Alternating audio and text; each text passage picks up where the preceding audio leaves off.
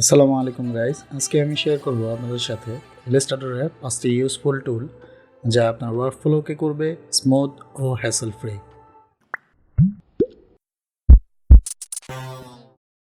শুরুতেই যে টুলটা সেটা হলো অ্যাঙ্কর পয়েন্ট টুল, যা আপনি সাধারণত পেইন টুলের সাথে কম্বিনেশন করেই ব্যবহার করতে পারবেন, যা আপনার সময় বাঁচাবে। স্কেচের ওপর পেইন টুল দিয়ে শুধু পয়েন্টগুলো অ্যাড করে যাচ্ছি। এরপর এখান থেকে পেন টুলের ওপর রাইট বাটন ক্লিক করে অ্যাঙ্কর পয়েন্ট টুল দিয়ে পাথগুলো সিলেক্ট করে জাস্ট মুভ করলেই দেখতে পারবো কাজ হয়ে গেছে।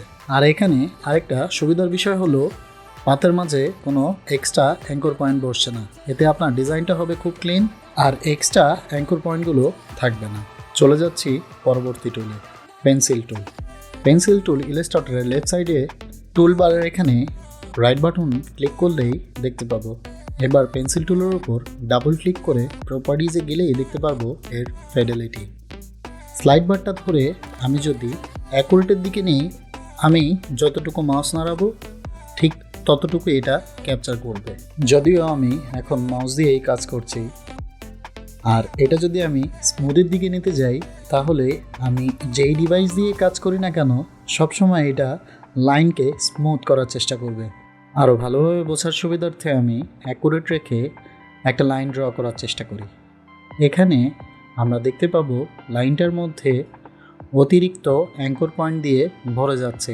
ভালোভাবে বোঝার জন্য আমি স্টক ও কালার অ্যাপ্লাই করি। এখানে দেখতে পাচ্ছি অতিরিক্ত কিছু অ্যাঙ্কর পয়েন্ট। এখন এটা আমি ফেলে দিচ্ছি স্মুথ রেখে ড্রয়িং করার জন্য। এখানে স্লাইড বারটা স্মুথের দিকে নিয়ে দেন ড্রয়িং।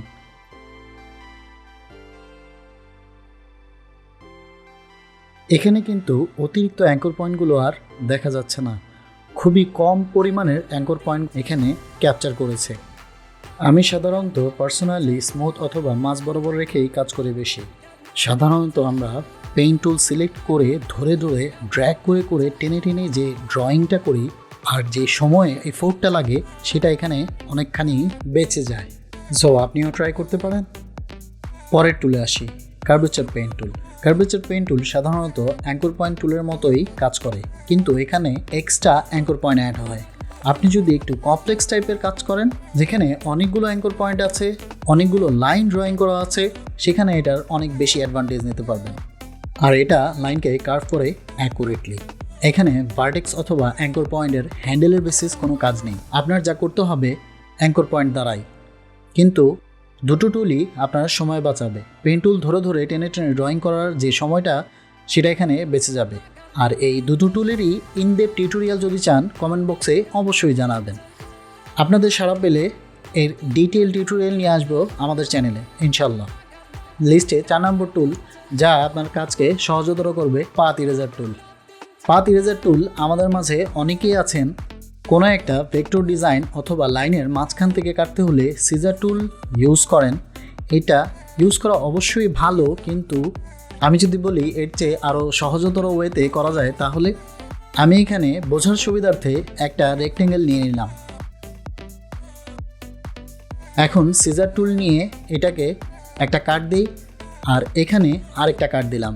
আবার সিলেকশন টুল দিয়ে এটাকে ধরে ডিলিট করলাম। এখানে কিন্তু মোটামুটি অনেক টাইম আর ক্লিক একসাথে আমার ওয়েস্ট হলো। এর চেয়ে বরং আমি জাস্ট রেক্ট্যাঙ্গেলটা সিলেক্ট করলাম, পাথ ইরেজার টুল নিলাম, জাস্ট ড্র্যাগ, কাজ শেষ। আমাদের সর্বশেষ এবং লাস্ট টুলটা যেটা সেটা কালার গাইড। কালার গাইড সম্বন্ধে মোটামুটি সবাই জানলেও বেশিরভাগই এর পুরো অ্যাডভান্টেজ নিতে পারে না। বাট এইখানে খুব ইজিলি আপনি কোনো কালার থিওরি না জেনেও অনেক সহজেই অনেক সুন্দর সুন্দর কালার কন্ট্রাস্ট অথবা কালার শেড অথবা টিন্ট ইউজ করতে পারবেন। ও হ্যাঁ, কালার থিওরি এর আদ্যপান্ত ডিটেল নিয়ে খুব শীঘ্রই আমাদের চ্যানেলে একটি ভিডিও সিরিজ আসছে। অবশ্যই কিট লার্নিংয়ের ফ্যামিলির মেম্বার হয়ে পাশে থাকুন সবার আগে নোটিফিকেশন পাওয়ার জন্য। এখানে আপনি করতে পারবেন হাই কন্ট্রাস্ট, টিন থেকে শেড, ওয়ার্ম থেকে কুল ইত্যাদি। আজ তাহলে এই পর্যন্তই। আর ইলাস্ট্রেটরে অ্যাডভান্স ইমেজ ট্রেসিংয়ের ভিডিওটি দেখতে এখানে ক্লিক করতে পারেন। দেখা হচ্ছে পরের কোনো ভিডিওতে। আল্লাহ হাফেজ।